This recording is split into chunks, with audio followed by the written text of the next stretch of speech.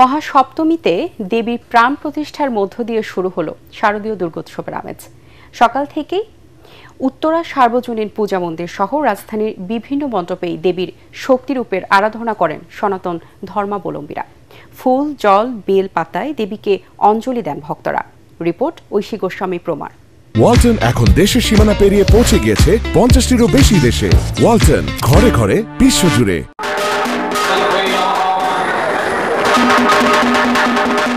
পঞ্চমীতে বোধন, ষষ্ঠীতে আমন্ত্রণ ও অধিবাসের পর মহাসপ্তমীতে মন্ত্র উচ্চারণে প্রাণ প্রতিষ্ঠার মধ্য দিয়ে জাগ্রত হয়েছেন দেবী দুর্গা। মহাসপ্তমী তিথিতে সকাল থেকেই নবপত্রিকা প্রবেশ, স্থাপন, সপ্তমাধি কল্পারম্ভ আর বিহিত পূজার মাধ্যমে জাগিয়ে তোলা হয়েছে দেবী মহামায়াকে। দেবীর জাগরণ সময়ে ভক্তরা জড়ো হন উত্তরা সার্বজনীন পূজা মন্দির সহ রাজধানীর বিভিন্ন মণ্ডপে। অঞ্জলি অর্পণের মাধ্যমে আমরা প্রার্থনা করে থাকি সমস্ত বিশ্বের সমস্ত জাতি, সমস্ত প্রাণীদের জন্য। ঢাকাতে আগে কখনো পূজা দেখিনি, আমি বাগেরহাটে পূজা দেখছি।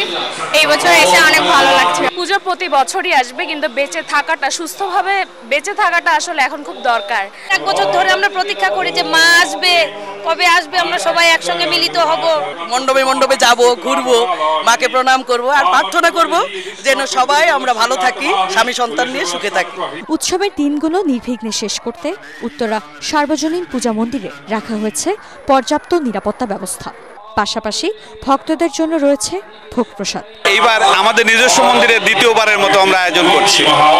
আপনি আজকে যারা এখানে অঞ্জলি নেবেন, ভক্তবৃন্দ যারা উপস্থিত হয়েছেন, অঞ্জলি শেষে সবার জন্য আমাদের প্রসাদের ব্যবস্থা আছে। আমাদের নিরাপত্তা কর্মী আছে, আনসার বাহিনী আছে, পুলিশ আছে, র্যাব আছে এবং আর্মির টহলদারি জোরদার আছে। তাছাড়াও বিভিন্ন গোয়েন্দা সংস্থা, এনএসআই, ডিজিএফআই মানে সিভিল ড্রেসে এখানে ঘোরাফেরা করছে। দেবীর আশীর্বাদে শান্তি বজায় থাকবে ধরণীতে, এমনটাই বিশ্বাস সনাতন ধর্মাবলম্বীদের। ঐশী গোস্বামী প্রমা, এটিএন বাংলা, ঢাকা।